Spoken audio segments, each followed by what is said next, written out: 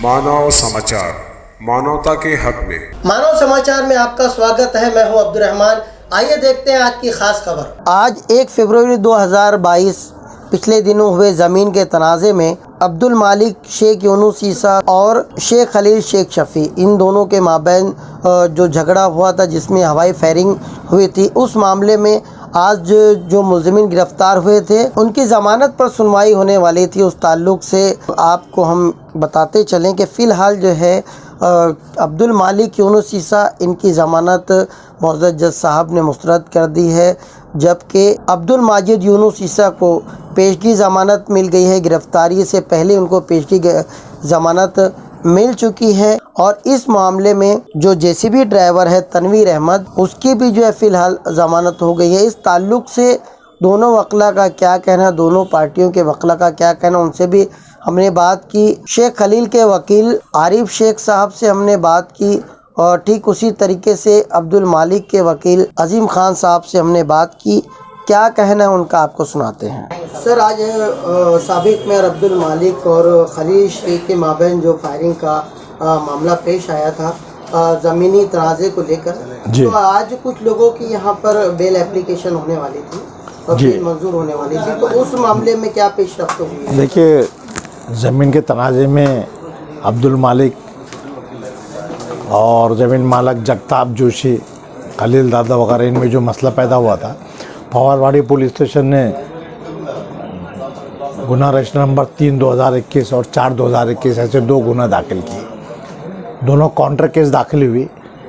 अब्दुल मालिक ने पहले तकरार की, जो गुना नंबर 321 है, उसमें उनका ऐसा कहना था कि ये ज़मीन उन्होंने ख़रीदी हुई है, ज़मीन पे उनका कब्ज़ा है, एक वहाँ शेड था, स्ट्रक्चर था, और अदालत में ज़मीन के मालिकियत के बारे में तजाद चल रहा था। एक दिन पहले 7 तारीख को अदालत ने मना हुक्म दिया था, लेकिन उसमें ज़मीन का कब्ज़ा लो ऐसी कोई बात नहीं थी। सिर्फ माना था कि भाई कब्ज़ा नाजायज़ दिखता है या वो लीगल नहीं है, जिसके ऊपर उन्होंने अपील की है। उसका फ़ायदा उठा के ये ज़मीन मालक और इन लोग जगह पे आए और इन्होंने जेसीबी मशीन लाए और दूसरे हथियार लाए और वो स्ट्रक्चर तोड़ दिए। उसकी जो वहाँ पे इनका सालदार था, सालदार ने इंफॉर्मेशन दिया तो अब्दुल मालिक अकेले मोटरसाइकिल पे गए।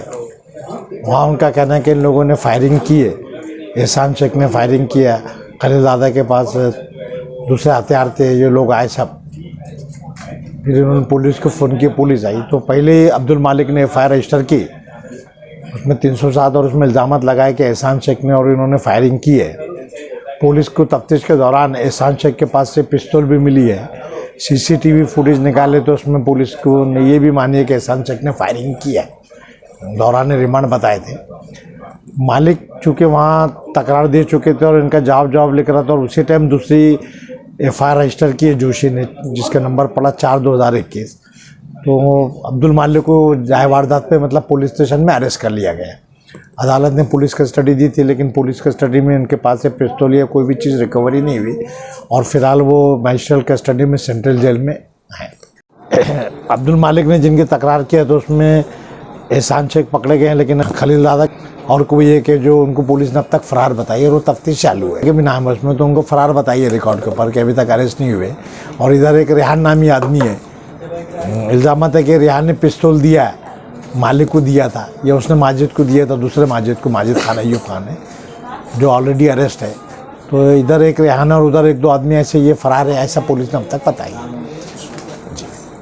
आगे जो है फिर इनका बेल एप्लीकेशन फ़िलहाल के लिए जो है अब्दुल मालिक का, फ़िलहाल के लिए अब्दुल मालिक के कोर्ट ने नामंजूर किया है।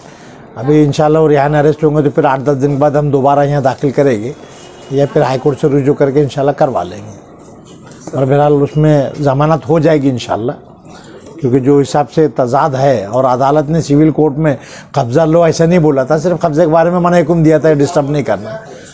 तो रिकॉर्ड पे आया है कि भाई जेसीबी मशीन पकड़ी गई है, क्रेटा गाड़ी पकड़ी गई है, दूसरे हथियार पकड़े गए हैं। उसका जवाब है जेसीबी मशीन वाले का। तो जब ये स्ट्रक्चर मौजूद था, बनाया तो उसको तोड़ने की ज़रूरत नहीं थी ना।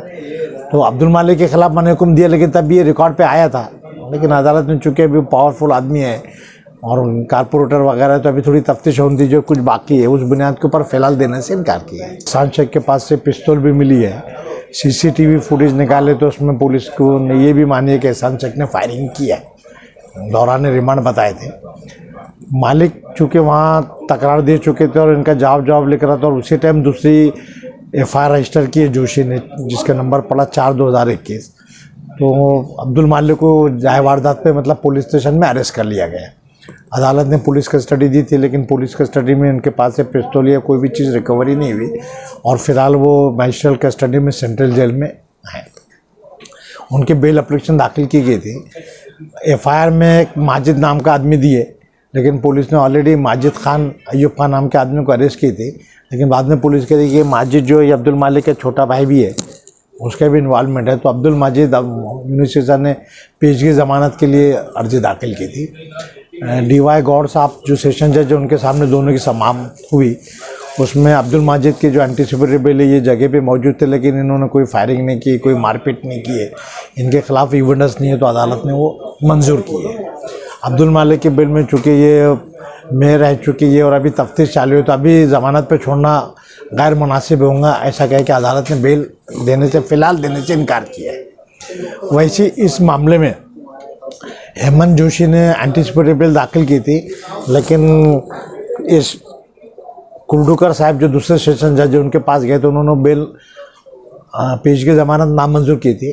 वो हाईकोर्ट में अप्रोच हुए और हाईकोर्ट में जोशी को ज़मानत दे दी गई। पवारवाड़ी पुलिस स्टेशन का जो सीआर नंबर है ये मेरी तरफ जो है वो 3/2022 है, जिसके अंदर जो है तो आज 3 लोगों की ज़मानत रखी गई थी, जिसमें है एक जेसीबी चलाने वाला जो ड्राइवर है तनवीर अहमद मोहम्मद सलीम, इसकी तरफ से जो है तो मैंने कोर्ट में आर्गूमेंट किया, और 2 लोगों की ज़मानत कोर्ट में रखी गई थी, एक रविंद्र रमेश जोशी और दीपक उत्तमराव पवार। इसमें ऐसा हुआ कि भाई कोर्ट ने सरकारी वकील सोनवने और हमारे जो भी 3 वकील थे इसमें, इनकी तरफ से जो है तो आर्गूमेंट किया गया कि भाई हम जो लोग हैं इसमें, तो स्पेसिफिक तनवीर के ताल्लुक से मेरा ये कहना था कि उसका ये ऑफेंस के अंदर कोई भी एक्टिव रोल नहीं है।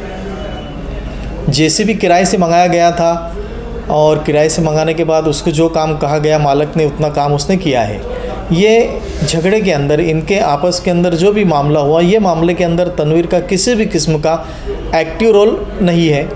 ये ज़मीन से या ये लोगों से भी इनका कोई लेना देना नहीं है। और ये ग्राउंड के ऊपर कोर्ट ने आज तनवीर अहमद मोहम्मद सलीम को, जो जेसीबी ड्राइवर है, उसको 25,000 की सोलन श्योरिटी की ज़मानत के ऊपर रिलीज़ करने का ऑर्डर किया हुआ है। ये मामला जो है ये सेशंस कोर्ट के अंदर कुरुलकर साहब की तरफ चला, और दोनों पार्टी की और आईओ इन्वेस्टिगेशन ऑफिसर इनकी हियरिंग लेने के बाद में कोर्ट ने ये ऑर्डर किया हुआ है। एहसान शेख रमज़ान की ज़मानत अभी तक कोर्ट में फ़ाइल नहीं की गई, दाखिल ही नहीं की गई। अब ये लोगों की ज़मानत हो गई है, तो अभी एहसान शेख रमज़ान की रेगुलर बेल एप्लीकेशन हम लोग फ़ाइल करने वाले हैं 1-2 दिन में। और उसके अलावा इसमें एक पॉलिटिकल प्रेशर में शेख खलील शेख शफ़ी का नाम ये मैटर में आया हुआ था, तो इसकी वजह से जो है तो इनका भी एंटीसिपेटरी बेल हम लोग 2-3 दिन के अंदर फ़ाइल करेंगे।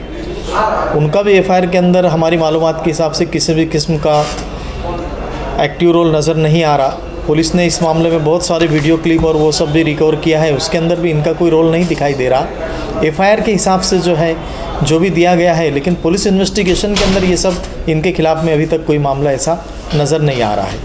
तो ये 2 लोगों का भी ज़मानत की एप्लीकेशन हम लोग 2-3 दिन के अंदर लगाने वाले हैं।